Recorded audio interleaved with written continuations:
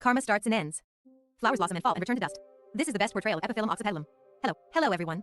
I'm Xiaofeng. What we are going to talk about in this issue is still Mississippi Lin. Lin's mother died early. It was her father Qingxin who raised her alone. Qingxin is the last archon. Naturally, Lin's life is rich in food and clothing.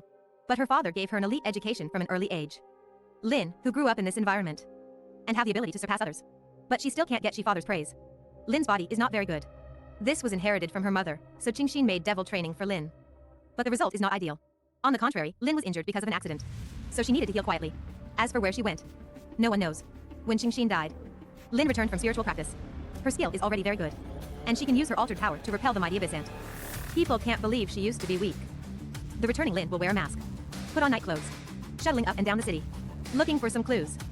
She protects the Meroria like a shadow. Then there is practical information. When does the altered power of Lin come from?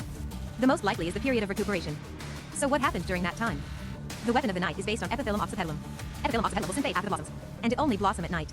The bloom of the moment. Just like Lin's life. Of course, it's just the weapon setting. But what's more interesting is, epiphyllum oxypetalum also appeared in the Lin's PD, Chinese version. And at the end of epiphyllum oxypetalum stood Ruby.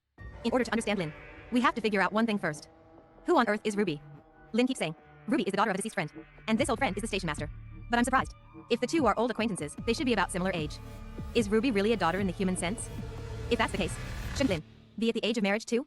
So I always thought my old friend's daughter was just an excuse. Ruby is just an experimental subject. But the current trend of the official plot gives another possibility. The station master is really Ruby's mother. The deal she made with the devil was to save Ruby. Ruby survived on the strength of abyss ant. But the station master was forced to keep her promise to integrate with abyss ant. She can only entrust Ruby to Lin. What Lin fears is that Ruby knows the truth.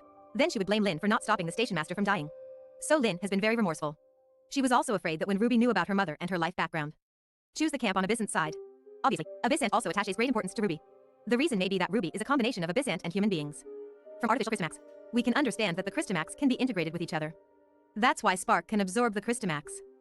Then the place to Lin heal will be clear. It is the laboratory of Listener's first part plan. But Lin did not merge with Crystamax, but was influenced by the power of the Crystamax. Having a field, is it a blessing or a curse? It's hard to say. The official setting for Lin is the field of epiphyllum oxypetalum. Epiphyllum oxypetalum is fleeting again. Does this mean that there is not much time left for Lin? Great forces often come at a price. But now there is something worse. Through the investigation of the stage, Archon Larson learned the truth about the puppet singer crisis. What abyss ant wants is Ruby. At that time, Crystamax conveyed the will of the station master. But the question also arises as to whether abyss ant is friendly or hostile to Ruby. They're trying to take Ruby back? Or want to destroy her? The abyss ant devourer's attack was to kill Ruby. But it could just be a test. If Nemesis didn't block it at that time, maybe the Crystamax of the abyss ant devourer is about to be absorbed by Spark. At present, there are still many doubts. Ruby's identity is still the biggest mystery. Actually, there's another kind of speculation. Ruby is a humanoid abyss ant. But this guess is not supported by a lot of evidence. Can only be used as a hypothesis. That's all for this issue. Follow Xiaofeng to take you to experience a different tower of fantasy.